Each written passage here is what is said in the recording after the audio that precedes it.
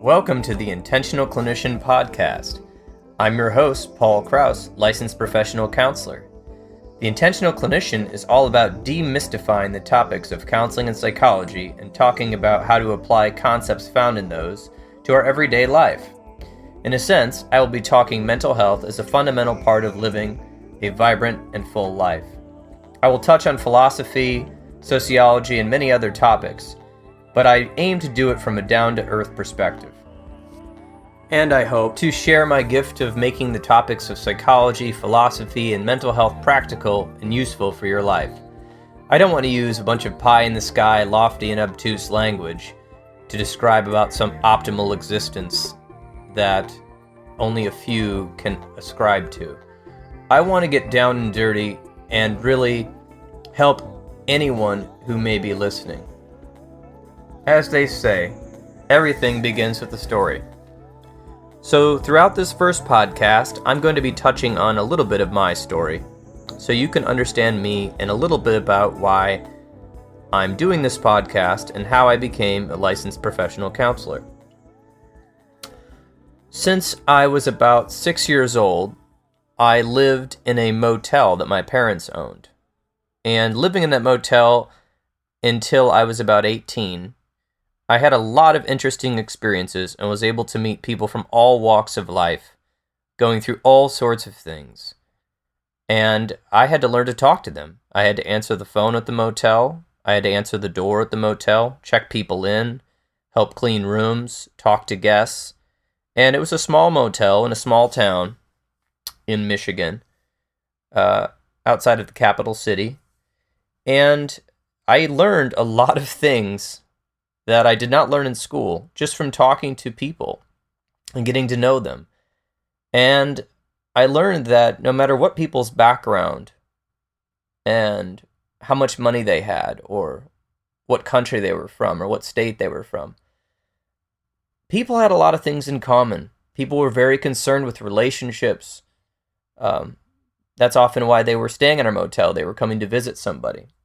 People were concerned with meaning.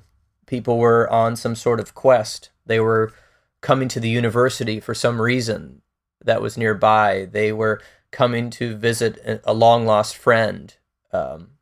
Maybe they were studying something, and they were just staying with us for a while. They were on a trip across the United States. And I just learned to really trust people, in a sense.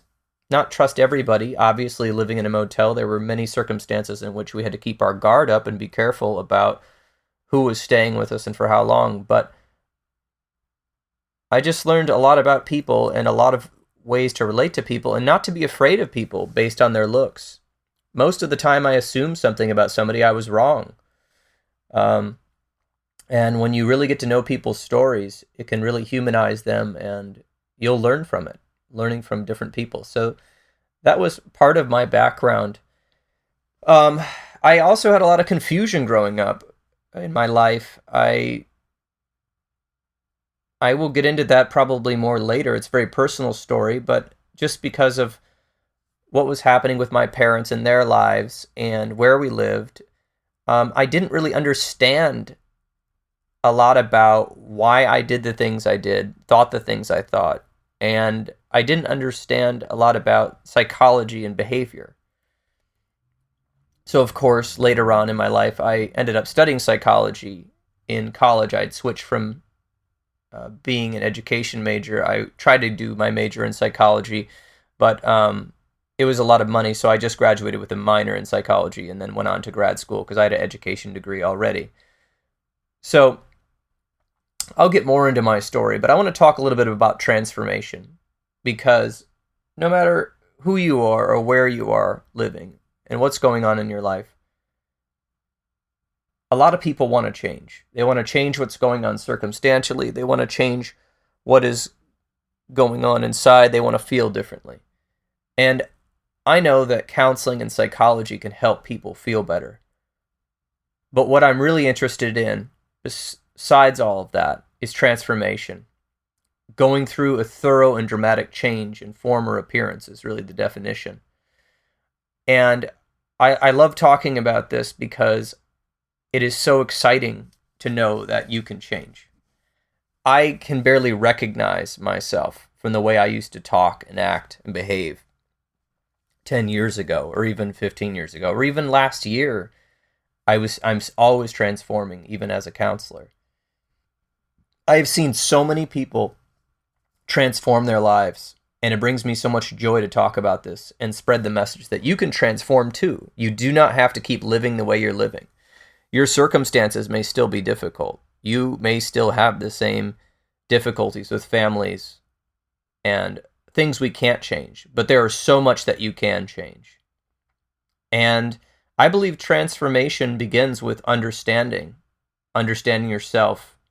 And a lot of the understanding can come through psychology, self-reflection, philosophy, spirituality. Yet you really have to start with the self. Aristotle said, knowing yourself is the beginning of all wisdom. I had to know myself before I could change and transform.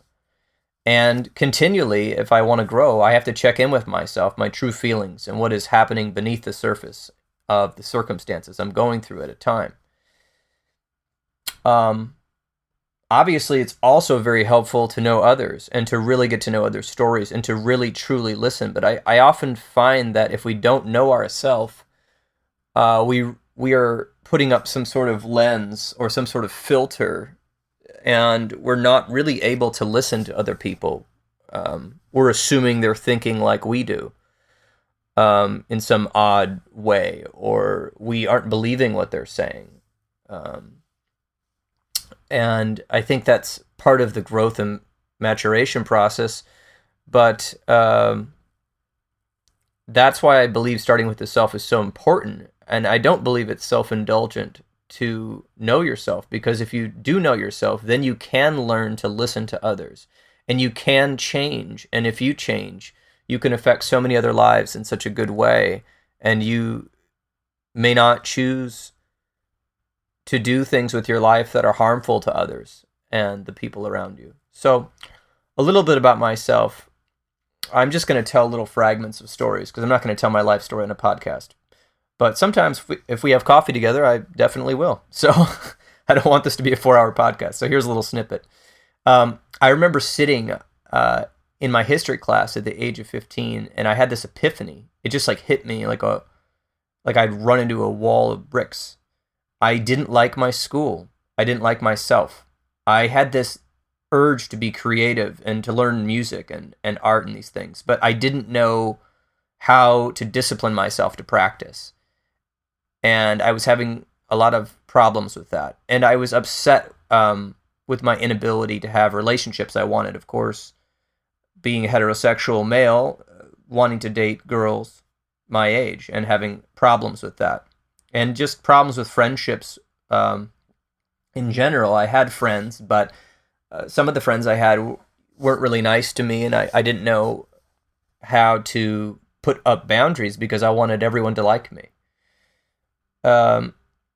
And so I remember thinking, okay, I've got to do something. I've got to do something in this, and this feeling came up within me, and it was many, many feelings really, but anger, power, desperation, and I knew something needed to happen, but I was stuck in my life. Even though I was learning to listen to people's stories at the motel, and I loved hearing what other people had to say, and I loved reading books, and I loved, listening to documentaries, I had some sort of weird, distorted belief that other people could change, and other people could be great, and other people could do all these things, but I somehow couldn't. Well, that is what they call low self-esteem. That is a story I was telling myself, that I couldn't be one of those people that I was, looking up to. I couldn't be like the mentors in my life, the teachers in my life. I couldn't be like the people I met that inspired me, or the people I'd heard about or read about. I was screwed. I was doomed to some sort of fate of being this person who never had a voice. So I was sure that something needed to change. And so I just started to work really hard. I had always worked hard in school, but I didn't really know why. I think I was just trying to please people or get approval or something. And I started to change. I said, Mom and Dad, I want to transfer to this other school. I don't like this school that I'm in. I don't like what's happening here socially. I don't like the location and many other things. So I researched and I found a school of choice in my area. It was a great high school that I transferred to, a public school. And I started to take the classes I wanted. I was determined to do something. I didn't know if I could ever change, but I wanted so desperately to be different. So I read books. I began taking piano and voice lessons. I was terrified of some certain social situations. I had some sort of social anxiety I wasn't really sure about, but I pushed myself into so many situations socially and made many friends, even though I was terrified the whole time. And lo and behold, as I did a lot of these things and I learned how to discipline myself in practice at the age of 15 and 16, even, it was a hard time to learn how to be disciplined in practice. A lot of kids my age already had known since they were little, maybe because their parents had disciplined them and held them very much accountable or whatever, that they knew how to do these things and I didn't. I was having to kind of do it my way due to various circumstances. So, when you're learning something later in life, you feel a little delayed, and really you are delayed, and sometimes it takes a little longer to learn how to do these things. And so I had success. I really got to do a lot of the things I wanted to do. I made great friends. I flourished academically. I learned how to play piano and sing and write songs, and that's a whole nother story, and I still do that. I had people wanting me to come work for them at their business. I was offered jobs. I had a lot of jobs, which is another topic, probably like 16 jobs, all short term.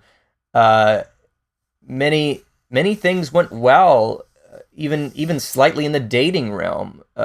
Things were getting better. But even though I had this strong resiliency and I was pushing myself, I had never done any inner work, so to speak. I'd never really reflected too much on my life through journaling or counseling or anything.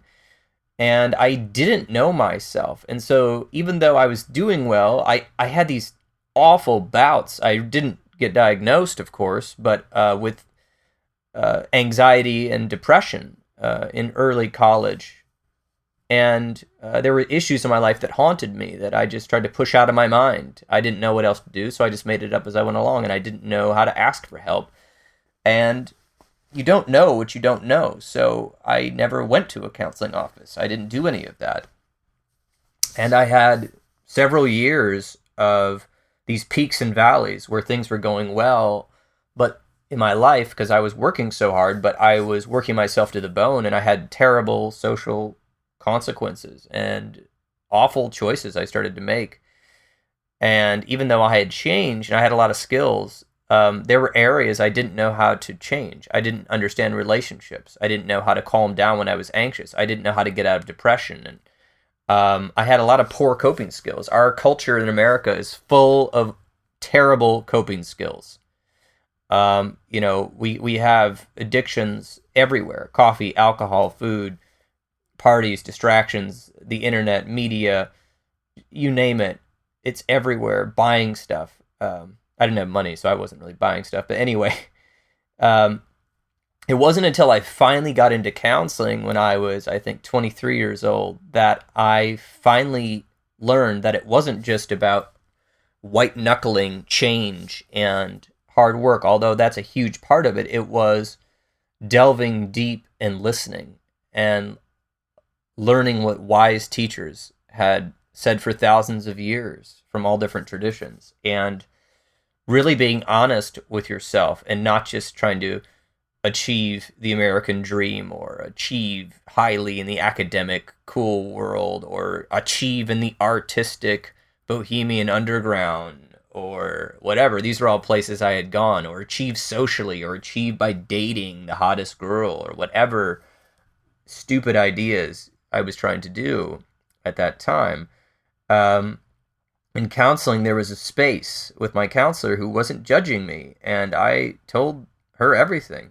And I told her about my family, and I told her about these things that haunted me, and bad decisions and bad coping skills. And, I basically had a space to make peace with my family story, to understand my half of the responsibility in friendships and dating relationships, to get to know myself and to start having compassion on myself so that I could change, to free myself from easy answers and dive into the psyche of myself. And the psyche is also known as the soul. Understand more about religion and spirituality I was taught as a child, and all the confusion of the churches and things, and what it meant to me now. I started learning how to tolerate ambiguity. I started learning how to give up control, to get rid of my ego, and to understand that your ego can run you, and that it can run you ragged and cause all sorts of problems if you don't give it, if you don't stop listening to it all the time. Finding ways of working smarter, not harder. Learning to work on small things and be intentional. The Intentional Clinician, of course, the name of this podcast. To be able to focus on things and follow through one task at a time. So even practical things. It wasn't just this philosophical awakening. It was practical things, too, that I learned from counseling. And finally believing in my self-esteem starting, this is a lifelong battle, but my self-esteem starting to come up and say, wow, maybe I could be a person that people respected and came to for help, and I could help people. My self-esteem began getting better. I learned to let my ego die and not worry about what people were thinking of me. And I learned that I had a habit of judging people and judging myself, and I learned to give that up and not judge others using mindfulness and other skills. I learned to think critically and more deeply without a bunch of my biases and traps from my culture and from different things I had learned. I learned to have relationships, and after about healthy relationships, I should say. After about 2 years in therapy, I met the woman I would someday marry. And then I had this thought. I said, wait a minute. So I did all of these things. I read all of these books. I worked countless nights. I practiced music. I had a band. We were somewhat successful. We did all these things. I tried to make myself cool. I tried fashion. I tried working out. I tried, smoking. I tried all these things you do in college that are completely ridiculous to feel better. And I had to just sit on a couch, pay someone money, which, I was like, oh, paying them money. Oh my God, I'm just talking to them. What is going on? Nothing's happening. And all of a sudden, a couple sessions later, I felt so much better. I was like, wait, I'm feeling better. So I sat on a couch and talked to somebody and reflected a little bit in a journal, learned a few skills. And the next thing I know, there's this giant snowball effect of good things in my life. I'm not saying that my life circumstances suddenly became magical and I took some sort of pill and I was dancing around with glee all the time and, picking flowers in a meadow and, painting pictures with my girlfriend. My life wasn't peachy, but I knew how to handle myself. I had confidence. I had self-esteem. I was overcoming adversity. I was coping with things. I wasn't just looking for easy answers. Our culture, of course, bombards us with that there's an easy answer for everything. Just call now and pay $19.95. But I realized that there are no easy answers. There's always a trade-off. There's always a cost. There's always something going on behind that answer. So I paid someone money to talk and sit with me. And I transformed. I had the space. And that was counseling. Now, I felt better after about 3 to 6 sessions. And I was like, wow, I'm feeling so much better. I've learned some skills already. But I was like, you know what? No, I'm going to keep going. I really want to transform. So I actually stayed for 2 years in counseling my first time. And I'll tell you what, it was one of the best investments I've ever made because it changed completely who I was. People have said to me, I don't even know who you are anymore. And that's in a good way, let me tell you. So whatever you're going through, as a person listening to this podcast, I'm not going to tell you how great my life is all the time. I still have problems. I still have struggles. I still have bad circumstances. I'm with you in suffering, and I can also be with you in the good times, and I've been through both. I've been lucky enough to be financially poor most of my life, and I've also gone through a period where I was doing great financially. So I know what it's like, and that's good. I believe any good counselor can learn empathy for people's situations and pain, but it is another thing to understand how money affects us, both the lack of money and the abundance. I've had both, and so when I was talking to my friend about making this podcast, and I was excited to talk all about these topics of depression and anxiety and mindfulness, and I even already recorded a podcast, which you'll hear later, about the evidence behind why counseling works and all of these scientific articles. And he said, you know what, Paul, you really, what people want is they want to hear your story. They want to have honesty and authenticity. So tell them what you know. And so that's what I'm doing today.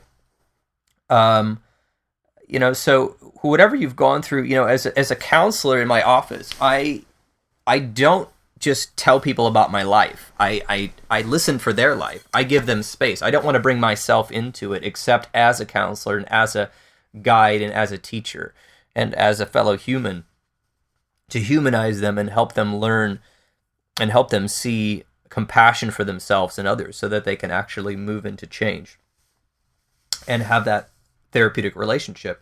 But in this podcast, I'm going to be honest. I'm going to tell you about my stories. I'm going to tell you as patients, I have been through those breakups. I have been depressed. I have been suicidal. I have had anxiety. I have had terrible grief and people die. I have been through traumatic experiences and had symptoms that were awful. I've had bad experiences with alcohol and other things, experimenting in my college years in different times. I'm not some perfect person sitting on a hill that didn't have anything bad happen to them and decides to come down and help people that are suffering. I suffer. I've suffered. I will continue to suffer. But I believe that with the right tools, with help, with support, with community, with all these things we'll get into in this podcast, that you can change, you can transform. You don't have to just feel awful. You don't have to have low self-esteem. You don't have to have this major depressive episode. Obviously, there's biological factors. Sometimes people have a major depression episode because they're lacking vitamin D or magnesium in their diet, and these things can happen, or they have seasonal affective and all these other factors. But in general, your mind is such an amazing organ and so resilient, and it can heal. And we'll get into neurobiology later and epigenetics and gene expression and things I've learned about in science. But just talking to you as a person, trust me, I've done this research, and there's so many more people that are smarter than me that are doing research that I'm reading all the time, coming out of UCLA and other places. And they've learned that the mind can change in so many ways, and that you can recover from everything from major depression to PTSD, post-traumatic stress disorder, other things like that. So I've been there. I've gone through these things. I haven't maybe had all the bad things that have happened to you, and I haven't, been suffering from PTSD for 4 or 5 years or something like maybe that's happened to you, but I've been through things that are similar, so I can empathize with you, and I know what it's like to be in that position, and I also know what it's like to get the help you need. So that's what I'm being honest about. So I'm going to touch on a little bit more of the magic pill and get back to my life, and then talk about counseling here. So there are so many things in America we spend our money on frivolously each year, secretly hoping it will change our life. Advertising and marketing culture is great at this. This is literally the formula. There's a magic pill for everything. There's the right deodorant. There's the right smell. There's the right furniture. There's the right car. There's the right house. There's the right bicycle. There's the best computer. There's the best phone. There's the best phone watch. There's the best phone watch Fitbit. There's the ankle bit. I don't know. Self-care products. There's the best media subscriptions coming into your home. There's the best food. There's the best products for your home. There's the best products to clean your home with.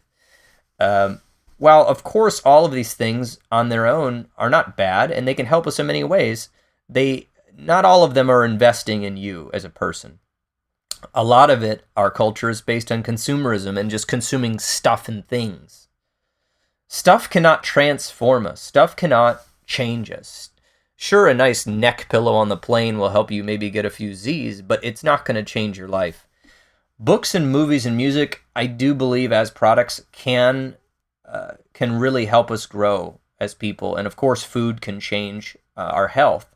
But real long-term growth and transformation cannot come from just consuming the correct items or having the magic formula. Actual transformation and lasting change occurs from an investment in yourself, whether that be through counseling, through working out, through journaling, through community groups, through group therapy. Whatever it is, there's so many things I'll get into later: reading books, writing, getting mentorship, education, becoming an apprentice in some sort of craft. Lasting change occurs from continual investment in yourself, and therefore giving you the strength and the will and the knowledge and the wisdom to invest in others. So I'm not going to keep ranting against consumerist culture. This is where I live, and of course I like everyone else, I've bought things I don't need. But Gandhi says, be the change you want to be in the world. And I think that's important for all of us to, when we're upset about how things are going in politics and in our country and other things, to really just be that change you want to be in the world and live it. Live what you want to be different. So let me get into a few more things, a little bit about my life and the field of counseling, and then give you some tools here at the end. So in my life, right now, I work my best to be content and grateful, and I am. But I'm never satisfied with my own growth. I do want to keep growing. I am almost 35 now. I've been in the field for about 10 years, but I still want to grow. I remember as a college-age person wondering why so many adults I knew seemed to find some story or some sort of mode of thinking that worked for them, and then all of a sudden close themselves off from new information. A lot of times, you'll hear college-age people talking to their parents, and their parents are like, well, you don't know how the real world works, you young idealist. That can't work, and that's not true, and da-da-da-da-da. And we've all had those conversations, or we've heard of that. But, in some ways, some people get stuck in time and in habits, and that can be restricting. I don't care what the information's about, whether it's music or climate change or learning that certain groups of people are actually people. But whatever it is, I remember vowing to myself in college that I never wanted to stop growing. Of course, I've been stuck in my own life and been blinded by from things I needed to work on. But when I came out of it and I actually worked on my inner work again and put time and invested in myself, I continued to grow and transform more than ever. So as a counselor, this is so important. I work with a lot of counselors as a supervisor. I supervise counselors in Arizona, and I'm going to start supervising counselors in Michigan and training people, because I've learned as a counselor, I can't stop growing either. Every time I learn another skill in counseling, or I work on myself and I'm able to connect better with the people I'm working with, I end up not only helping the clients I work with, I'm able to help other people in my life or other counselors, and that is so gratifying to me. I feel so good about that, because just those little things we're doing and little things I'm learning, you can pass them on, and then they can help, your clients transform their life. And sometimes in a weird way, like I'll learn something new about philosophy, or I'll learn a new counseling technique, or I'll learn some way of working on myself, which eventually translates to my office. And I'll run into somebody who's like, oh my gosh, I'm dealing with this issue. For instance, I'm a parent and my young adult won't leave my house, and they're taking all my money and they're crossing my boundaries, and I just don't know what to do. And in my life, and I'll be able to say, hey, oh my gosh, I just read this book about this, or I know this person here, and here's a YouTube video, and here's a webpage. And it's so odd how many times people have come into my life wanting to know information, or, oh my gosh, somebody I know is using drugs and I don't know what to do, and I don't know what kind of treatment's appropriate. And I can't give them clinical advice, but I can say, oh my gosh, I just learned about this thing here. Here's a resource. Here's a book. Here's a professional I know. And you can go get help. And people have come back to me and say, oh my God, I could not believe that you knew that. And I was like, well, I didn't know that my whole life. I just literally learned that 2 weeks ago. So as a counselor, I don't want to stop learning either. And growing, because it's so important to keep up on what's new and just to expand your horizons past what you've done. So a little bit about counseling. Counseling, I've heard people say, is the only profession where the professional helps you get your life to where you want it to be. They go in detail. You can tell your counselor things you wouldn't tell other people. Doctors and surgeons can help you with huge problems, and thank goodness for them, and they can help you feel better. But they're not always known for being, holistic. Generalists, of course, very busy in their practices, and specialists are specializing. Your foot, your ankle, your toe, your jaw, your lungs, your, neurologist. Counseling is holistic. Counselors were looking at psychological factors. Your mind, how you understand the world, how you think. We're looking at social factors. What's your environment like? Where do you live? How's your family of origin? Do you have supportive friends in the community or not? We're looking at biological factors. Are you getting enough sleep? Do you know how to manage your stress? We know things about how the body interacts with the mind. And so we can say, have you seen your doctor about thyroid issues? Or have you talked to your doctor about vitamin D or magnesium or other things that can affect mental health? Or, have you talked to your doctor about your eating habits and other preventative approaches or exercise? We, as counselors, are working on your entire life. We are trying to help you get from where you are to where you want to be. Not to mention, we are bound by confidentiality, and a good counselor, and if you've had a bad experience in counseling, that's, we'll talk about that in another episode. You can email me. But we are bound by confidentiality, and a good counselor will never judge you. And so that should hopefully give you the space to talk about stuff you've never talked about and to get that out of you and get that processed. As counselors, I believe, we believe in the human potential, your ability to meet your goals, to become the best version of yourself, to help you find a relationship that is fulfilling, a job that is gratifying, a sense of contentment in your life, or whatever you want. We want to help you get there.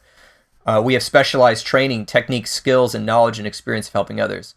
As I said, I think earlier, I've been engaged as a profession as a licensed counselor for over 10 years. I started out in Illinois and Chicago, working there for a while. Then my wife was here for medical school in Arizona. We've been here about almost 8 or 9 years now, and now we're transitioning to opening a counseling office and moving permanently to the state of Michigan in the city of Grand Rapids, which is a huge change. So I'm in the middle of a transition myself. So there's this quote I like when I'm talking about transformation and counseling and all of these things. We don't always have the right answer right away, and we don't always get the results we want right away, but persistence is important. Calvin Coolidge was the 30th president of the United States. He said, "Nothing in the world can take the place of persistence. Talent will not. Nothing is more common than unsuccessful people with talent. Genius will not. Unrewarded genius is almost a proverb. Education will not. The world is full of educated derelicts. Persistence and determination are omnipotent. The slogan 'Press On' has solved and will always solve the problems of the human race." And I do believe persistence, because sometimes you don't know what's going on and it takes a while to understand it. So when someone is coming to me, they're anxious, they're depressed, they're suffering from post-traumatic stress disorder, or even afflicted with a substance use issue, and they are so, quote, in it, that many times their mind literally believes there's no way out. That's a symptom. And they don't know what they don't know, and they think that this is their life and this is how it always will be, which is, of course, another symptom. People will tell them, keep your head up, it gets better. Just try harder. You should go to church. You should join a gym. You should read this book. Take this supplement I'm taking for my diet, or whatever. But that sort of advice people get from their friends or people that aren't willing to go into the depths with them, it sounds totally ridiculous to the person suffering. But then again, you wouldn't know that your life could change if you've never been to counseling or you've never experienced a healing relationship, and most people just have been judging you in your life. In one of the next episodes, I'll discuss that counseling works for most people, and I'll just quote this real quick. In a large meta-analysis of 10,000 studies in counseling, the research demonstrated that there were two groups of people with similar problems. Those who receive counseling will be better off than 79% of those who do not receive counseling. That's, of course, Wampold in 2001. It's an enormous effect size. In fact, with an effective therapist, another study, science has shown that psychotherapy, also known as counseling, works even better in the long term and is more enduring than medication. That's from Brownawell and Kelly in the Monitor on Psychology from 2011. So we know counseling works, and I want to tell you, in case that you need to see a professional, that it's important that you do see a professional and don't rely on a podcast or a website or a book or whatever. But maybe you aren't suffering that bad, but you just feel stuck in your town, in your life, in your job, your relationship, and you just want to change something, and you're just tired of the mundane and feeling like life is this boring gray thing, and you just, earn a paycheck and do whatever. Counseling can help you too. Counseling can help you find, locate the emotional, psychological, social barriers that you're not even aware of, and work with you to move past those and to excel in whatever you want or change into a different situation. I've worked with, business people, creative artists, writers, entrepreneurs, and I love working with them because they're usually really motivated people and they're highly successful. But there's these little things, whether it's a relationship or a personal issue, that are causing them to feel stuck, and they feel like they can't get to that next level or goal because this sort of thing keeps happening every time. And,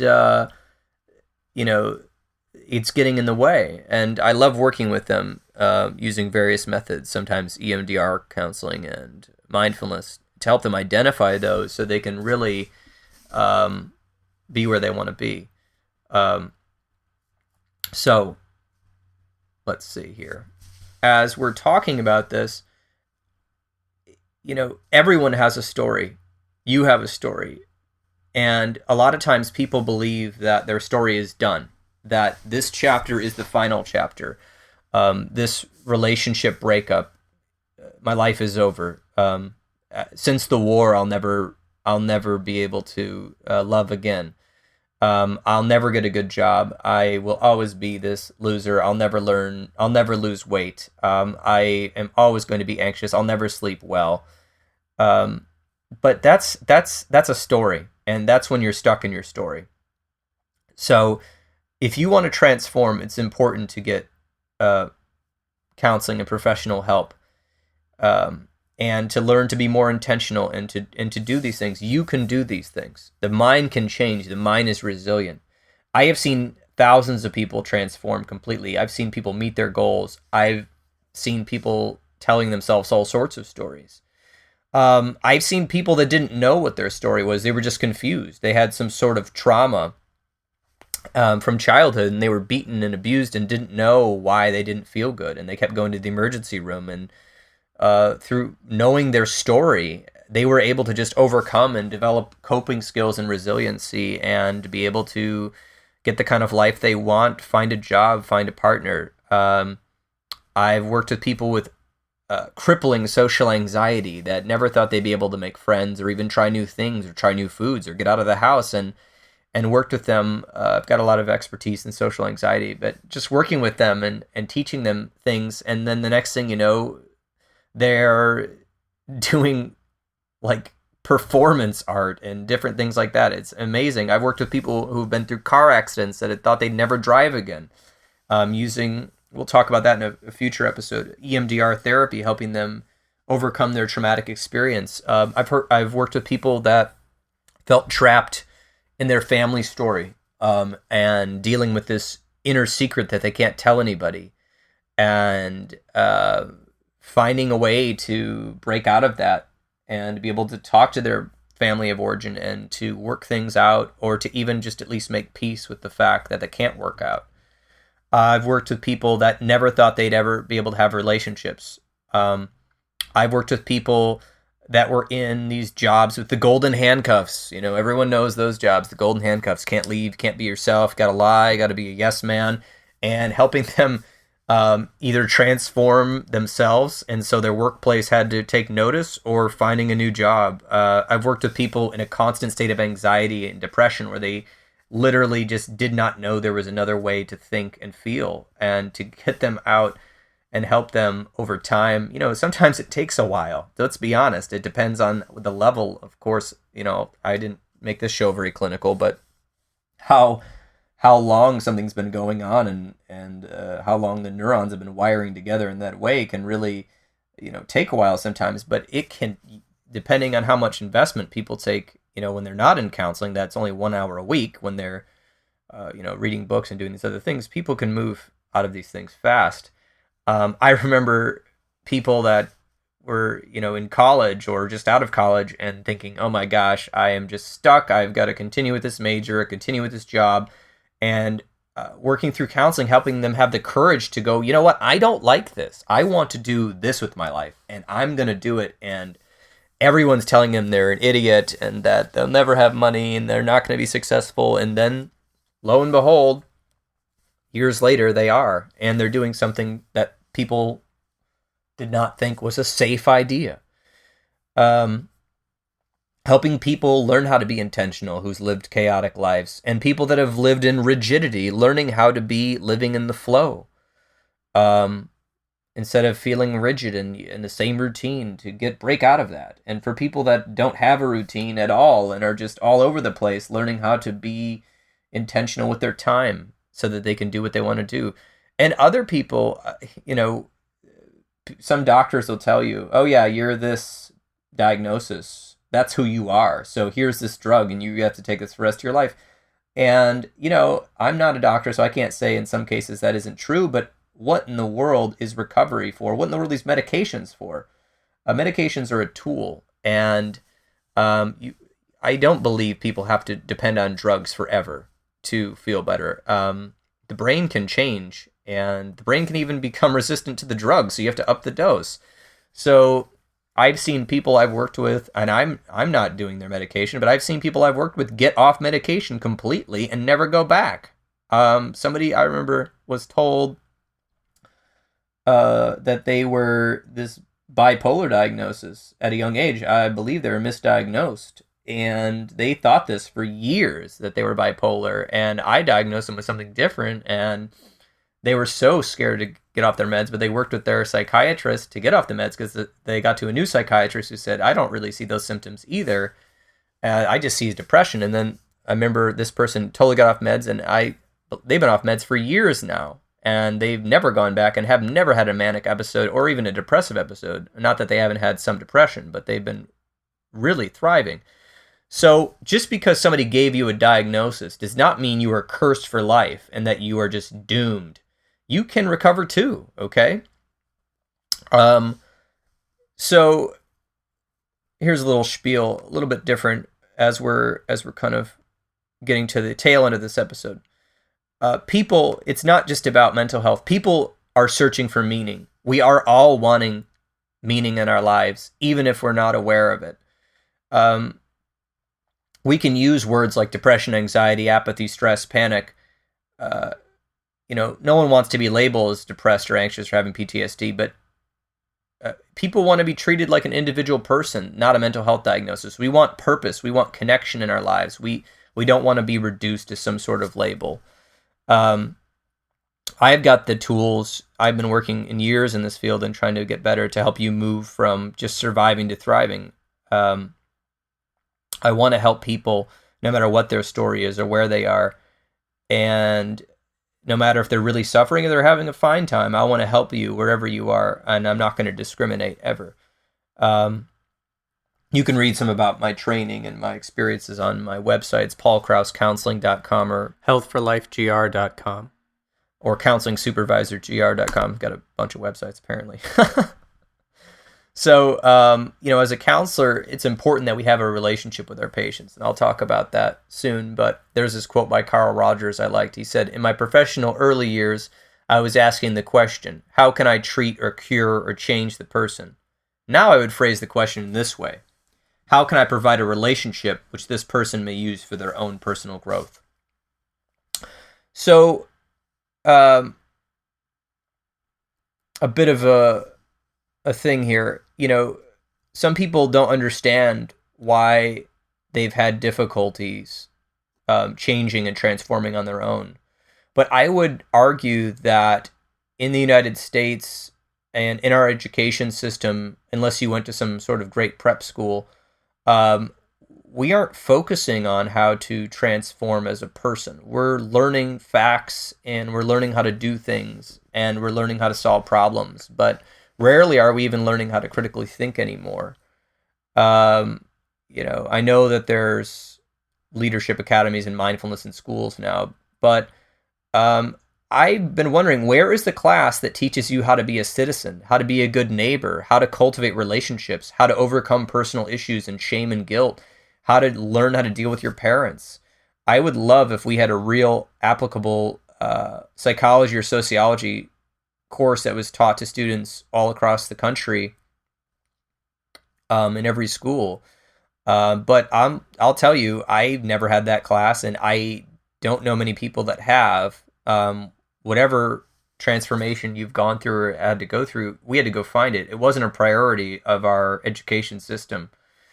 So I'm hoping that this podcast inspires you, if you haven't gone after that, to go seek it, to go seek wisdom and how to live, how to be here, how to learn, how to grow, to transform. So I believe that the work the counselors do with their clients and the work that all of you do in your relationships is a ripple effect. When we empower a client as a counselor, they go out and do what they love, and they go out and love the people they love and do good things in the world. We don't know how far that effect will go. And whoever you are, maybe in your profession, you have the ability to be the change and to affect people in a positive way. The more mindful and intentional we become about our thinking behaviors, we can change our lives. The more we seek transformation and we change our lives, the more we can go out and serve others. We can actually change parts of the world. We can become inspired to find out what our mission is. We are all part of this human story, and we can all learn to work and serve and change our corner of the world. Some are called to leave home and comfort and work far away in a distant place. I myself have lived in 3 different states long term. One of the states I've lived in was over 2,000 miles from where I was born. I spent time in different countries. I have had the opportunity through college to do that. And all of these moves and traveling in my life challenged me. Life wasn't easy, but I had to learn to adapt, and I was forced out of my comfort zone. You really are when you get out of your hometown. But those experiences helped me grow as a person. But I'm not going to say you have to leave your home to grow or go travel or go to different states. But we have to find sources for learning, whether they be books or podcasts, education, journaling, going to a counselor, to expand our horizons. We do have to step out of our comfort zone in that way. On this journey of life, I've strived and learned and practiced and tried, but I've also failed so many times in the short term, and I had to keep working to become a more intentional person and clinician. Part of that is what I'm trying to share with you, and that's why I started this podcast and blog. I've heard people say that they don't think they can ever change and don't think that counseling works. Well, luckily, there's overwhelming scientific evidence that counseling does work, but if you tell someone that, they're probably not going to listen to you, and it's not going to convince them unless they actually experience it. So if you're in a situation thinking you'll never change, it sounds like you're speaking out of pain. Maybe you have a feeling of being stuck or despairing in life. And that's where that old adage becomes appropriate: you don't know what you don't know. Counseling process helps the unknown come forth and become known so that you can learn what to do with it. You can deal with it. You can deal with the things holding you back. You can deal with the despair. You can deal with the blocks. And remember, all that you see is not all that is. You may be looking at the world through a certain lens. Counseling can help you clean that lens or change the lens so you can see a more vast and open reality. There's this quote I like by Robin Sharma.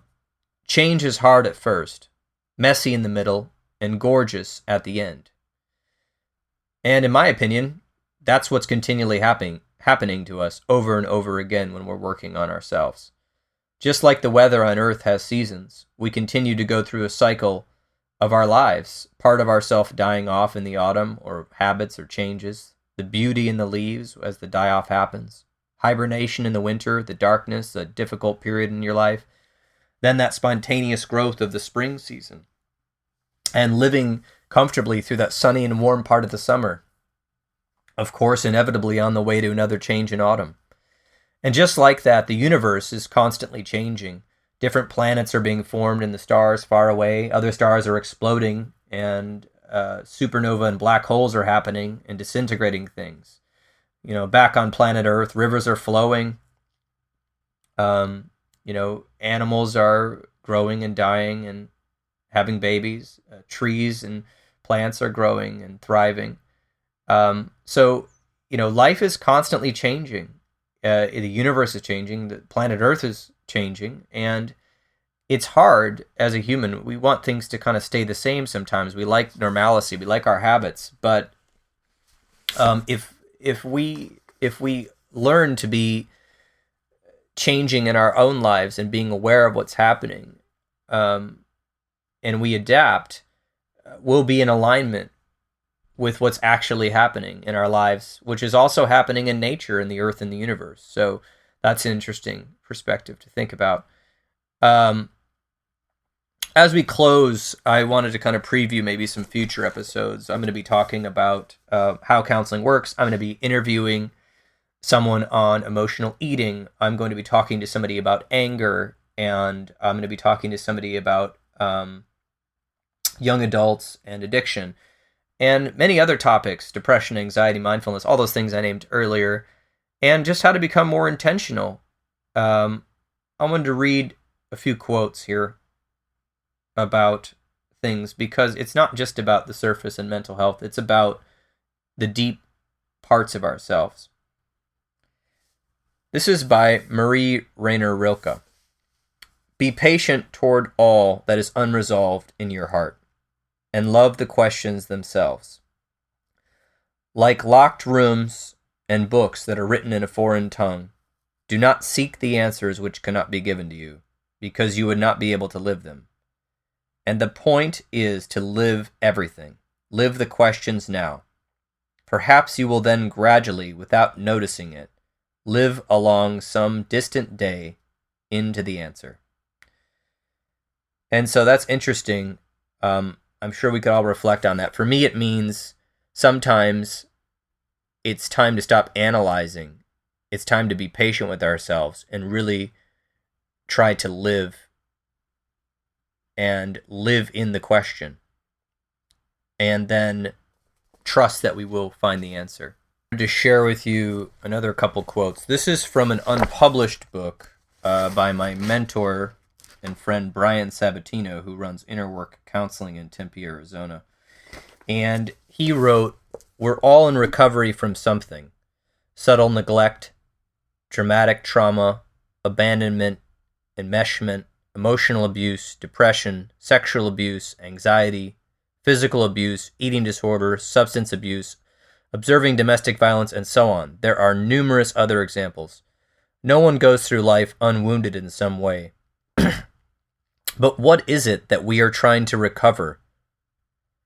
Ultimately, I believe we are trying to recover the essence of who we really are.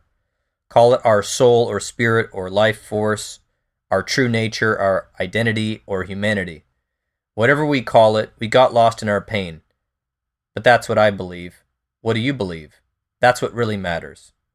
However you think of it for yourself is where your inner strength and beauty lies. And no matter what you call it, it takes a great deal of persistence to get at it and get it back."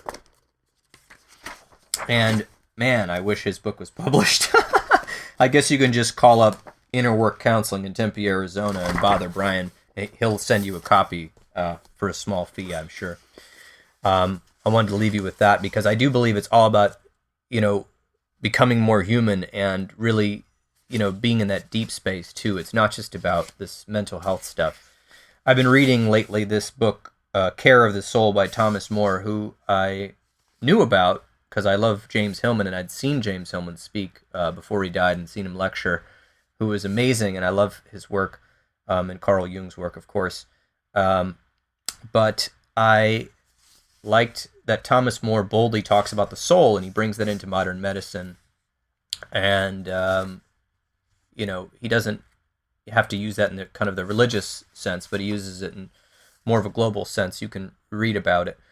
But he was talking about a list of certain things the soul needs, and I liked this. So I wanted to read it to you as we close. The soul needs a sense of home, deep friendship, and casual friendliness, a poetic and metaphorical appreciation for words and images, attention to night dreams, the fine arts, an intimate relationship with the natural world, acquaintance with animals, memory in the form of storytelling or keeping old buildings and objects that have meaning. We can do many more things to care for the soul, such as reconciling our sexuality and spirituality, caring for our children, finding work that we love, incorporating play and fun in everything we do, dealing effectively with loss and failure and inadequacies, and understanding that shadow is an important aspect of the soul. Of course, the shadow, which we'll get into in a future podcast, the dark side. That's kind of a short piece of it. But I loved that. Soul is more intimate, deep, and concrete. You care for your soul by keeping up your house, learning how to cook, playing sports or games, being around children, getting to know and love the region where you live. Soul allows you to become attached to the world, which is a kind of love. When the soul stirs, you feel things, both love and anger, and you have strong desires and even fears. You live life fully instead of skirting it with intellectualism or moralistic worries. And of course, he does define soul here. I continue to accent the difference between soul and spirit, another ancient idea, but one that I learned most clearly from James Hillman. Spirit directs your attention to the cosmos and the planet, to huge ideas and vast adventures, to prayer and meditation and other spiritual practices, to a worldview and a philosophy of life, or religion. Spirit expands your heart and mind, gives you vision and courage, and eventually leaves you with a strong sense of meaning and purpose. So he's kind of talking about the differences between spirit and soul. And in the best situations, it isn't easy to distinguish soul from spirit because both play important roles in everything we do. But making the distinction gives the deep soul its due. Spirit inspires, while soul delves deep into the complexities of an issue. Spirit likes to have a planning meeting. Soul likes to have a long and deep conversation. Spirit sets goals. Soul plods along, going deeper all the way. Spirit prefers detachment, while the soul sinks into its attachments to places, people, and home. The two dimensions are both important and valuable. You don't need to balance them, because balance is too perfect. You don't need to balance them because balance is too perfect, a spirit idea in the first place. It's enough to give each what it wants and needs in the moment. So Thomas More is talking about stuff that's super deep, and I think it takes a lot of healing and time, depending on what you're afflicted with, to get to a place where you can really listen down there, because there may be dark and negative messages coming into your mind.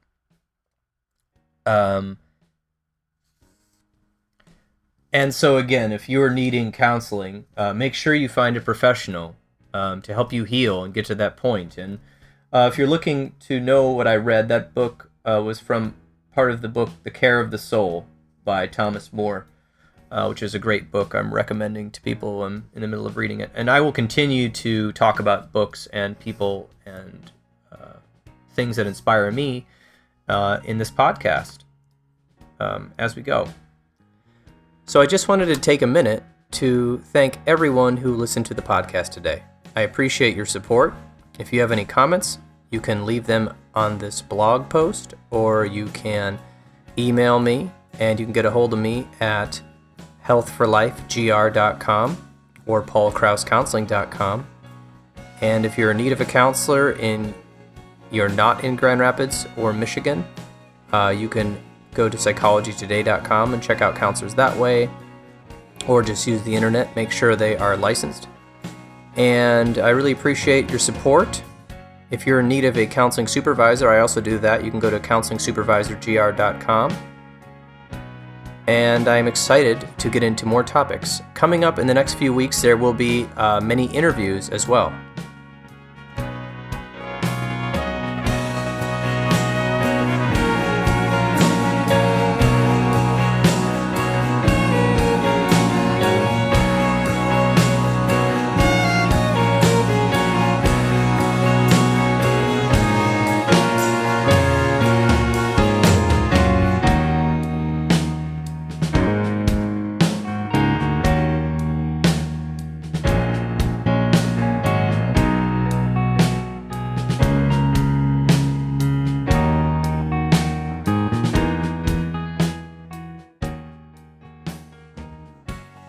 recording you just listened to consists of the personal opinions of Paul Kraus, and while these are based upon literature he has read and his experience in the field of psychology, they should not be viewed as the definitive opinion on the subject.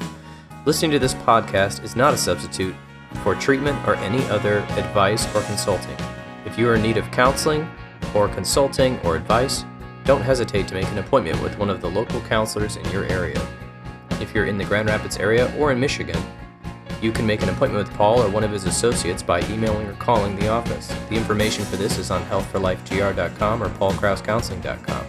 If you are in need of a counseling supervisor, you can go to counselingsupervisorgr.com.